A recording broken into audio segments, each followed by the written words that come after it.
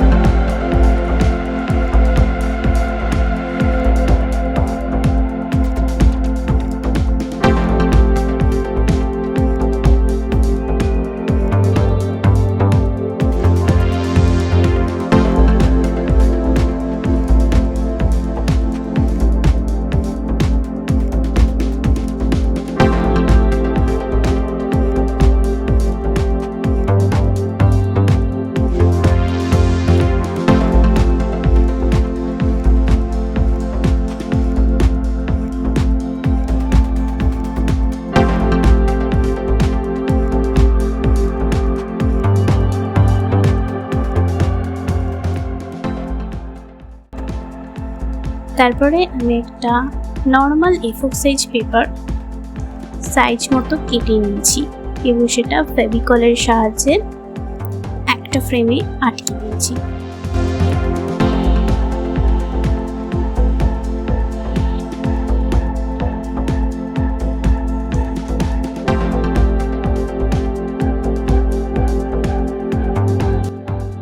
এবার cellophane paper এখানে দিচ্ছি, কারণ কাঁচ দিলে জিনিসটা থাকবে না, অনেকটা ভারী হয়ে যাবে।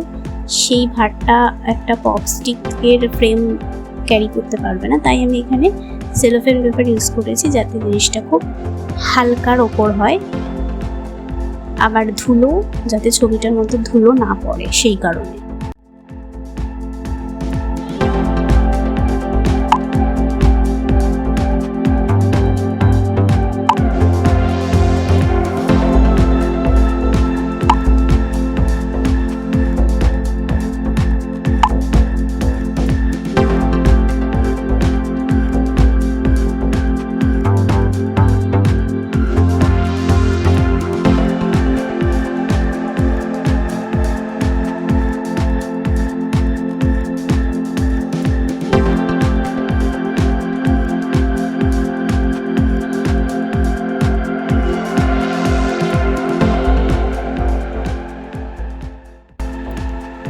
আমি ফ্রেমটাকে আরো একটু সুন্দর করার জন্য এবং সুন্দর একটা কাঠের এফেক্ট আনার জন্য কালার করে নিচ্ছি।